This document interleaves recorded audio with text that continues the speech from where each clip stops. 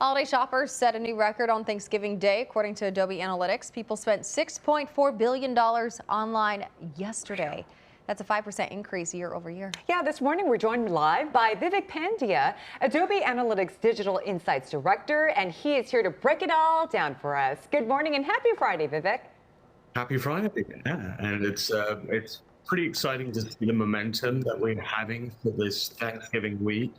You have consumers really looking for value and trying to make the most of the deals that are out there in the online space. So we saw over $6.4 billion spent on Thanksgiving, and we're expecting about $12 billion spent for Black Friday. So there's still a lot of spending to be had, and given that consumers expect the best prices during these days, that's where retailers are really going to try to deliver. Vivek, so what do those numbers tell you with how much we've spent so far? Well, we find that with discounts and the escalating levels of expectations consumers have in the online space, there's still a level of resilient demand out there, especially on the part of the consumer, if they see that the price is optimum for what they're trying to get this season.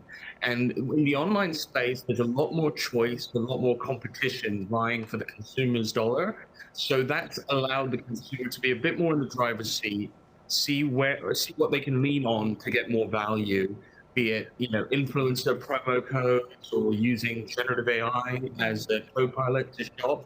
All that is part and parcel for how they can drive their spending this season. And so we're curious, what are people buying exactly, and what are some of the hottest items right now?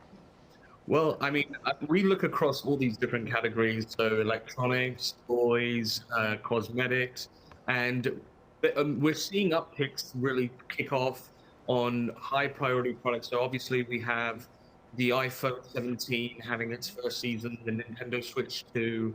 Then we also have things like coffee machines, skincare products, red light devices. So we're really running the gamut of different products consumers are looking, because they're keeping an eye on different products. They're looking at how the prices are shifting, and then they're really honing in on days like Black Friday, Thanksgiving, and Cyber Monday to check out at that point. And we know that you've been saying consumers are really taking advantage of the buy now, pay later options. What does that mean for the economy and kind of where we're at? Well, buy now, pay later has been something we've been looking at for a number of years, and it's become a very popular method of financing. We're expecting about $20 billion to be processed through buy now, pay later this season. So you have consumers using it for a number of reasons. Some of that is consumers who are feeling a bit of a budget cost crunch and are looking to manage costs that way. And some of them are just consumers who are going through a very mobile, social first commerce journey, and then they see that the NPL option, and that's appealing enough for them to take advantage of it. So given where we are right now, we anticipate it to continue to grow in that sort of 9 to 10% range. But I think it's putting consumers in a place where they can try to manage their finances, if given everything they need for the season and everything that they're dealing with in the macroeconomic picture. Yeah, and before we go, real quickly, we have to ask, how is generative AI reshaping the holiday shopping journey this year?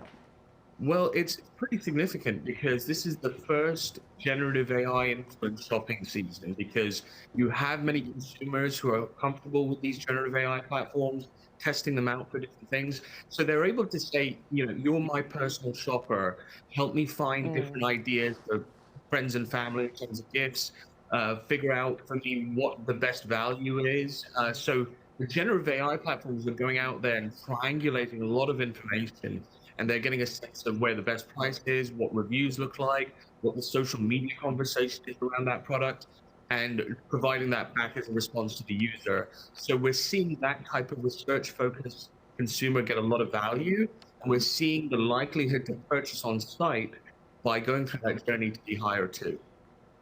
All right, Vivek, a lot of good information there. I'm ready to go shopping. Thank you so much for being with us.